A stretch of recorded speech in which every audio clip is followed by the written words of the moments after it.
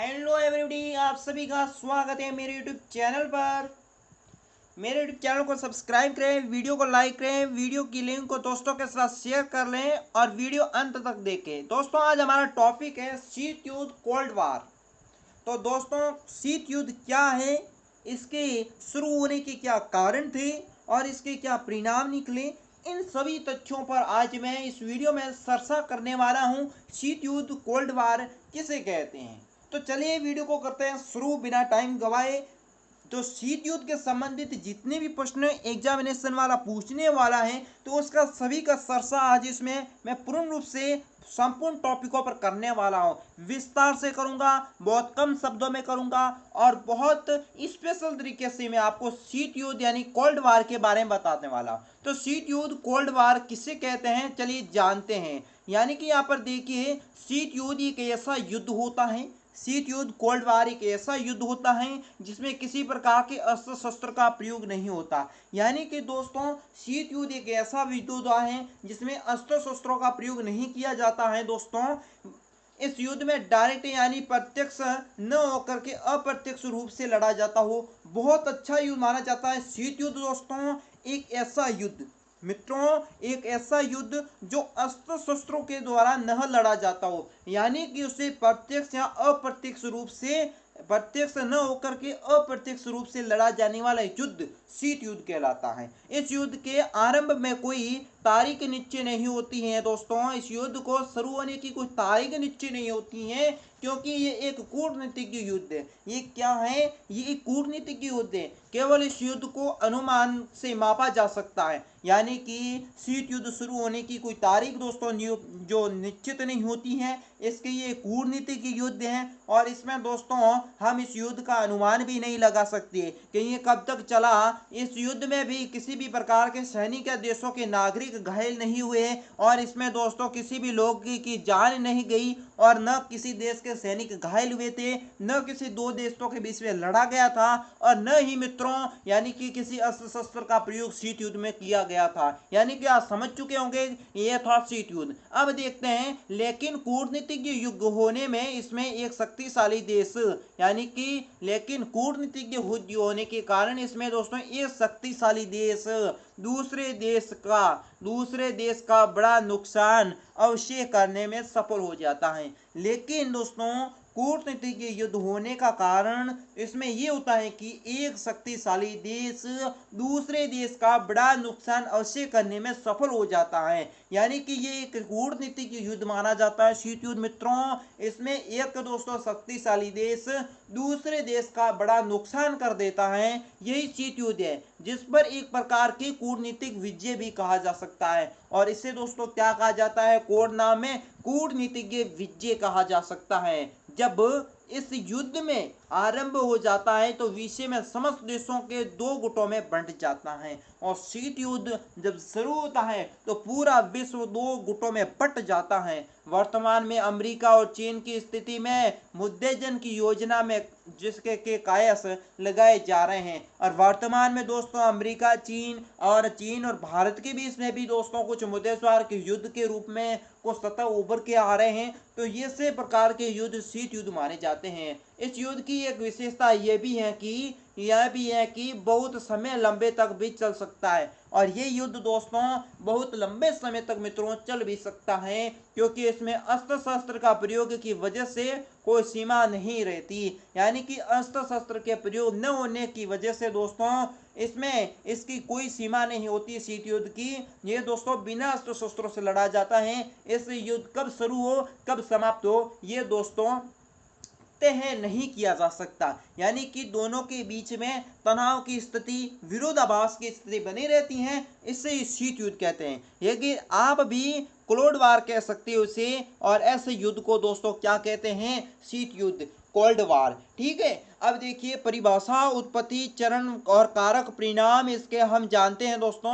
अब मैं आपको बताता हूं कि शीत युद्ध की क्या परिभाषा बनेगी, इसकी उत्पत्ति के क्या कारण थे और इसके दोस्तों क्या परिणाम निकले, इनके बारे में हम जानते हैं। चलिए, शीत युद्ध का ऐसा वाक युद्ध हुआ, यानी शीत युद्ध एक ऐसा वाक युद्ध जो केवल कागज के गोले, पत्र, पत्रिका, रेडियो और प्रसार साधनों से ही लड़ा गया हो।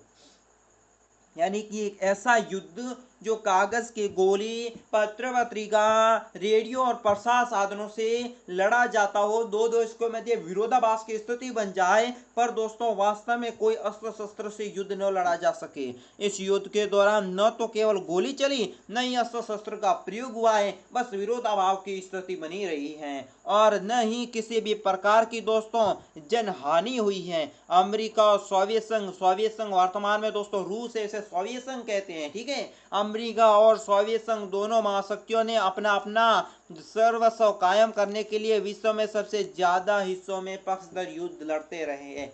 यानी कि अमेरिका और सोवियत संघ दो महाशक्तियां थी, इन दोनों के बीच में विश्व में ज्यादातर हिस्सों में दोस्तों इस शीत युद्ध के रूप में उदय हुआ था। इस युद्ध में दोस्तों युद्ध जिसमें शस्त्र युद्ध में न बदलते, इसे रोकने के लिए सभी उपाय किए गए हैं। और दोस्तों इस शीत युद्ध को रोकने के लिए, शस्त्र युद्धों में न बदलने के लिए, इसके लिए दोस्तों सभी देशों ने कई उपाय किए थे। इसमें केवल एक कूटनीतिक युद्ध बनकर रह गया। यानी कि पूरी दुनिया, पूरी विश्व को ये हृदय में इस बात को खा रहा था कि ये शीत युद्ध दोस्तों कहीं तृतीय विश्व युद्ध ना निकलाए और पूरा विश्व में बर्बाद करके रख दे। पर दोस्तों एक अच्छी कूटनीतिक युद्ध के रूप में इसे रोकने की कोशिश की गई थी और ये दोस्तों द्वितीय विश्व युद्ध न होकर के शीत युद्ध के रूप में मित्रों उभर कर रह गया। इसमें दोनों महाशक्तियों ने एक दूसरे को नीचे दिखाने का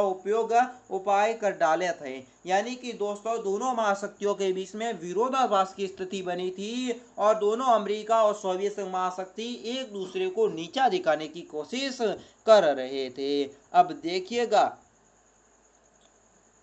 केपीएस मेनन के अनुसार शीत युद्ध विरोधी विचारधाराएं पूंजीवादी और साम्राज्यवाद, दो व्यवसायी बुजुर्गों, लोकतंत्र और सर्वहारा तानाशाही, दो गुटें, नाटो वारसाई समझौता, दो राज्यों अमेरिका और सोवियत संघ, दो नेताओं जॉन फास्टलाव और स्टालिया के बीच में युद्ध था जिसे पूरा विश्व पड़ा था। और इस युद्ध में यानी कि दोस्तों केपी मेनन के अनुसार शीत युद्ध दोस्तों दो विचारधाराएं थी। एक विचारधारा थी पूंजीवादी, दूसरा था विचारधारा साम्राज्यवादी, ठीक है। दो व्यवसायी बुर्जुआ, जिसमें बुर्जुआ दो बुर्जे थे, लोकतंत्र और सर्वहारा तानाशाही। एक में लोकतंत्र था तो एक तरफ सर्वहारी तानाशाह। और इसमें और भी कहा है कि दो गुट भी थे शीत युद्ध में, नाटो और वारसा समझौता। दो राज्य थे, यानी कि एक वीटो पावर अमेरिका, दूसरा वीटो पावर सोवियत संघ, दो राज्य। दो नेताएं, यानी कि जॉन फॉस्टर स्टैंड और दोस्तों इलास, यानी कि जॉन फॉस्टर इलास, तथा दूसरा है स्टालिन। इन दोनों के बीच में दोस्तों ये शीत युद्ध हुआ था और इसका शीत युद्ध का प्रभाव पूरे विश्व के सभी देशों पर पड़ा था। यानी कि बहुत बड़ी बात है कि जिसमें दो राज्यों अमेरिका और सोवियत संघ, दो गुटों के बीच में ये युद्ध हुआ था, पर इसका असर दोस्तों पूरे विश्व भर में पड़ा था। अब देखिएगा, अब जानते हैं शीत युद्ध की उत्पत्ति के क्या कारण थे। इसकी दोस्तों उत्पत्ति हुई थी, इसके पीछे इसका कारण क्या था, इस कारण को आज मैं चर्चा से आपको बताने वाला हूं। तो चलिए, द्वितीय विश्व युद्ध के समय ही शीत युद्ध यानी कोल्ड वार होने की स्थिति बनने लगी थी। यानी कि द्वितीय विश्व युद्ध के समय में शीत युद्ध दोस्तों कोल्ड वार होने की स्थिति बनने लगी थी। इस समय दोनों देशों के मध्य यानी सोवियत संघ, रूस और अमेरिका, जो दोनों सहयोगी की भावनाएं थी। यानी कि द्वितीय विश्व युद्ध के समय शीत युद्ध होने की स्थिति ये थी कि दोनों द्वितीय विश्व युद्ध में दोनों ने अपना साथ योगदान तो जरूर निभाया था, पर अमेरिका ने धोखा किया था। देखिएगा, इस द्वितीय विश्व युद्ध के दौरान साफ दिखाई देने लगी कि परस्पर मतभेद शीत युद्ध की मुख्य वजह बन गई थी। यानी कि दोस्तों दोनों ने सहयोग की भावना तो जरूर थी, पर द्वितीय विश्व युद्ध में साफ हो गया कि दोनों में परस्पर मतभेद होने वाला है, क्योंकि अमेरिका दोस्तों परमाणु बमों में आगे निकल चुका था। अब चलिए मित्रों, यानी कि सभी युद्ध की उत्पत्ति के मुख्य कारण दोस्तों ये माने जाते हैं। चलिए मैं आपको बताने वाला हूं इसके मुख्य कारण। पहला कारण दिख रहा आपको, पूंजीवादी और साम्यवादी विचारधारा का प्रसार मुख्य वजह में से एक थी। यानी कि दोस्तों अमेरिका पूंजीवादी का जो दिखा रहा था कि अमेरिका पूंजीवादी का समर्थक था, और दोस्तों दूसरी तरफ रखते हैं सोवियत संघ, ठीक है, और एक तरफ अमेरिका। अमेरिका तो पूंजीवाद को बढ़ावा दे रहा था और सोवियत संघ दोस्तों साम्यवाद को बढ़ावा दे रहा था, ठीक है। अब तो ये तो मित्रों पहला कारण। दूसरा कारण देखिए, सोवियत संघ द्वारा याल्टा समझौता का पालन न करना। सोवियत संघ का दोस्तों याल्टा समझौता का पालन क्यों न किया गया? क्योंकि अमेरिका हथियारों की होड़ में द्वितीय विश्व युद्ध से पहले परमाणु बम बना चुका था और हम सोवियत संघ पीछे रह चुका था। तो हम इसमें दोस्तों याल्टा समझौता था, जिससे दोस्तों जिसमें परमाणु बम्बों पर अमेरिका ने रोक लगा ली थी कि सोवियत संघ आगे न बढ़ सके, इसलिए याल्टा संधि की थी। पर अमेरिका जिसने सोवियत संघ ने इस जो याल्टा समझौता था इसका पालन नहीं किया और परमाणु बम बनाए, ताकि अमेरिका इतना आगे बढ़ गया तो मैं भी आगे बढ़ूं, क्योंकि मैं भी एक विश्व की महाशक्ति हूं, इसलिए, ठीक है। तीसरा कारण देखिए, सोवियत संघ और अमेरिका के वैचारिक मतभेद विश्व का स्तर पर होना। यानी कि सबसे बड़ा ये कारण है कि सोवियत संघ और अमेरिकी का वैचारिक मतभेद इसलिए था क्योंकि दोनों देश एक महाशक्ति तो एक साथ बने थे, दोनों ने एक साथ योग्यता अपना योगदान दोनों ने मित्रता के रूप में अपनाया था, पर अमेरिका ने धोखा किया और परमाणु बम बनाया। ये सोवियत संघ से बात एक कूटनीति के रूप में गुप्त रखी थी। तो इसमें दोस्तों इसका बम का जब हिरोशिमा और नागासाकी जापान पर जब द्वितीय विश्व युद्ध में अमेरिका ने बम डाला था, तो सोवियत संघ को पता चला कि अमेरिका ने ये बात इससे गुप्त रखी थी सोवियत संघ से, इसलिए सोवियत संघ के और अमेरिका बीच में वैसा ही मतभेद होने लगा, क्योंकि अमेरिका ने ये बात सोवियत संघ से क्यों छुपाई। अब देखिए चौथा कारण है सोवियत संघ का एक शक्तिशाली राष्ट्र के रूप में एकदम से उभरना। जब अमेरिका का परमाणु बम का जब दोस्तों जो परमाणु बम बनाए थे उसका जब सोवियत संघ को द्वितीय विश्व युद्ध में भनक लगी, तो वो दोस्तों सोवियत संघ परमाणु बम बनाने में एक शक्तिशाली राष्ट्र के रूप में एक साथ उभरा और परमाणु बम सबसे अधिक बनाने लग गया था। ईरान में सोवियत हस्तक्षेप होना। ईरान दोस्तों अमेरिका का साथ दे रहा था, तो सोवियत संघ ने ईरान का में हस्तक्षेप कर दिया, क्योंकि दोस्तों सोवियत संघ आगे बढ़ना चाहता था। टर्की में सोवियत संघ का खुला हस्तक्षेप। टर्की दोस्तों सोवियत संघ में शामिल था और टर्की आज़ाद होना चाहता था, एक अलग देश के रूप में बनना चाहता था, पर सोवियत संघ ये नहीं चाहता था। सोवियत संघ चाहता था कि टर्की उसके साथ रहे, इसलिए सोवियत संघ ने टर्की में भी हस्तक्षेप किया। अब देखिए दोस्तों यूनान में साम्राज्यवाद प्रसार होना। यूनान देश था, उसमें दोस्तों अमेरिका ने पूंजीवादी का विचारधारा प्रमाणित करने से पहले सोवियत संघ ने साम्यवादी जो विचारधारा थी उसका प्रसार किया। द्वितीय विश्व युद्ध संबंधी विवाद बढ़ना।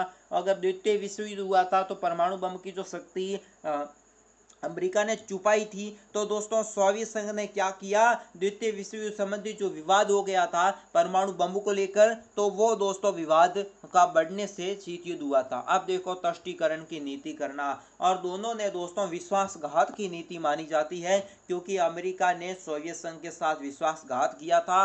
अब देखिए सोवियत संघ द्वारा बाल्कन समझौते की उपेक्षा करना। सोवियत संघ द्वारा बाल्कन समझौते उपेक्षा इसलिए की थी क्योंकि अमेरिका चाहता था कि देश में परमाणु बम न बने और अमेरिका स्वयं परमाणु बम बना रहा था, इसलिए सोवियत संघ ने दोस्तों बाल्कन समझौते का हस्तक्षेप इसलिए की उपेक्षा इसलिए की थी क्योंकि अमेरिका बम बना रहा है परमाणु और दूसरे देशों को कह रहा है कि परमाणु बम मत बनाओ। ये दोस्तों एक धोखे की नीति थी, इसलिए दोस्तों बाल्कन समझौते की सोवियत संघ ने उपेक्षा की थी कि अमेरिका तो कह रहा है कि परमाणु बम नहीं बनने चाहिए, पर अमेरिका स्वयं क्यों बना रहा है। अब देखिए अमेरिका दोस्तों अमेरिका का परमाणु कार्यक्रम की वजह बनी, और दोस्तों अमेरिका का जो परमाणु कार्यक्रम था वो भी एक वजह बनी थी, क्योंकि गुप्त रूप से परमाणु बम को छुपाने की जो कूटनीति की नीति का पता चलना सोवियत संघ को। परस्पर विरोधी प्रचार विश्व स्तर पर रहा, और दोस्तों दोनों ने परस्पर विरोधी स्तर एक युद्ध के रूप में अपनाने लगा। तो विश्व के सभी देश कोई साम्यवादी में जुड़ने जा रहा था,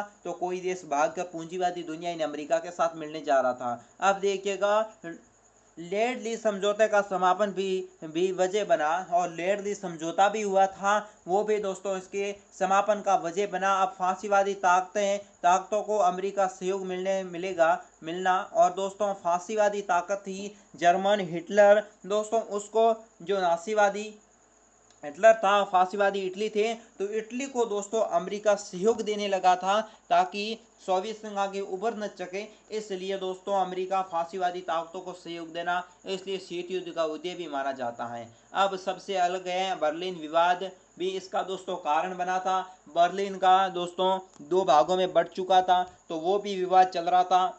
अब देखिए सोवियत संघ द्वारा वीटो पावर का बार बार कर्म प्रयोग करना, और सोवियत संघ दोस्तों अमेरिका के विरुद्ध वीटो पावर का बार बार प्रयोग करता था, क्योंकि सोवियत संघ इसलिए करता था कि अमेरिका दोस्तों परमाणु बम बनाता ही जा रहा था, इसे रोकने के लिए बार बार वीटो पावर की अपने भविष्य के लिए कर रहा था। और इस वीटो पावर के जिसमें बार बार प्रयोग करने के कारण दोस्तों सोवियत संघ एक वैश्विक महाशक्ति के रूप में उभर न सका, वो टूट गया। अब देखिए अगला है दोस्तों संकीर्ण राष्ट्रवाद पर आधारित संकीर्ण राष्ट्रीय हितों का एक कारण माना जाता है। संकीर्ण राष्ट्रवाद पर भी दोस्तों एक आधारभूत संकीर्ण राष्ट्रीय हितों का भी एक सबसे बड़ा कारण माना जाता है। अब देखिए दोस्तों शीत युद्ध के शरण, शीत युद्ध का किस प्रकार शुरू हुआ, इसके प्रमुख कौन कौन से शरण थे, चलिए अब देखते हैं। दुनिया में शीत युद्ध संभावना धीरे धीरे 1917 में झलक दिखने लगी थी। 1917 ईस्वी में दोस्तों शीत युद्ध की झलक पूरी दुनिया में धीरे धीरे दिखने लगी थी।